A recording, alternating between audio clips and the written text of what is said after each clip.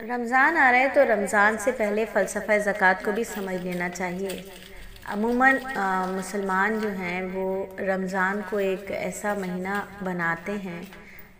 کہ ہر رمضان فکس کر لیتے ہیں کہ ہم زکوٰۃ ادا کریں گے تاکہ سال کا جو حساب ہے وہ رمضان کی وجہ سے آسان ہو جائے۔ تو اس میں کوئی برائی بھی نہیں ہے، حساب آسان رہے اس لیے حساب لگانے میں وقت کا تعین کر لیتے ہیں کہ رمضان میں زکوٰۃ ادا کر دی جائے۔ تو رمضان میں نہیں، رمضان سے پہلے غریب غربا مساکین کا خیال رکھا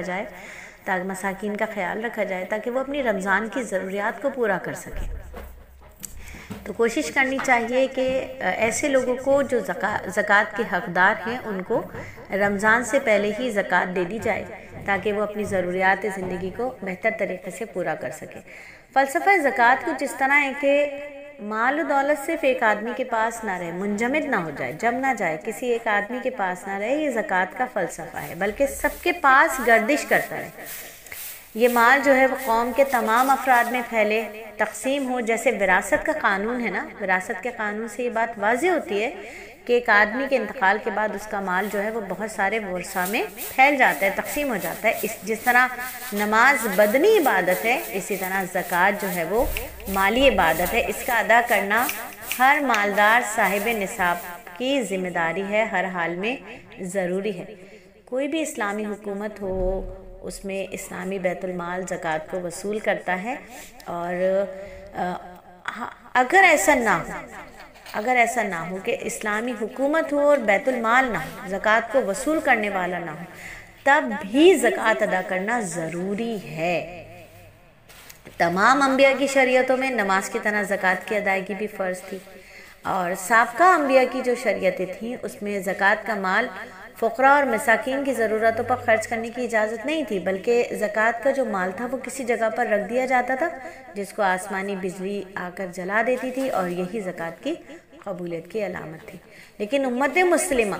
امت محمدیہ کے لیے اللہ تعالیٰ نے اپنے فضل و کرم سے اس کی اجازت دے دی کہ زکوٰۃ کے مال کو مسلمانوں کے فقراء اور مساکین پر خرچ کیا جائے۔ تو زکوٰۃ کے مسائل کو ضرور سمجھنا چاہیے۔ ایسا نہ ہو کہ ہم تو زکوٰۃ کے پیسے دیں لیکن وہ زکوٰۃ ادا ہی نہ ہو، تو کیا وجوہات ہوں گی کہ زکوٰۃ ادا نہیں ہوگی، کس وجہ سے ادا نہیں ہوگی، اس چیز کو ضرور سمجھنا چاہیے۔ ایسا نہ ہو کہ زکوٰۃ دی لیکن وہ شخص حقدار ہی نہ ہو۔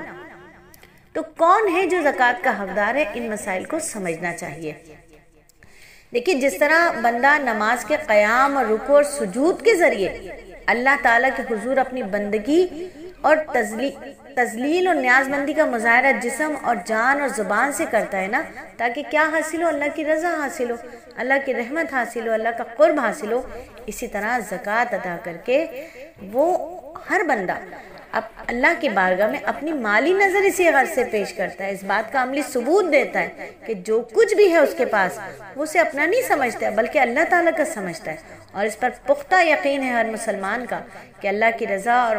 قرب حاصل کرنے کے لیے وہ اپنے مال کو بھی قربان کرنے سے دریغ نہیں کرتا۔ تو بندہ زکوٰۃ دے کر اللہ تعالیٰ سے اپنی بندگی کا مظاہرہ کرتا ہے، اظہار کرتا ہے، اپنے تعلق کا اظہار کرتا ہے، اس کو ظاہر کرتا ہے، پریشان حال بندوں کی خدمت کرتا ہے، مدد کی سعادت حاصل کرتا ہے۔ زکوٰۃ کا ایک فائدہ یہ بھی ہے کہ اس سے مال کی محبت اور دولت پرستی کا جو ایمان کے لیے بہت زیادہ خطرناک مرض ہے، مال کی محبت اور دولت کی چاہت ایمان کے لیے بہت زیادہ خطرناک ہے، تو ایسے مہلک اور خطرناک روحانی بیماری سے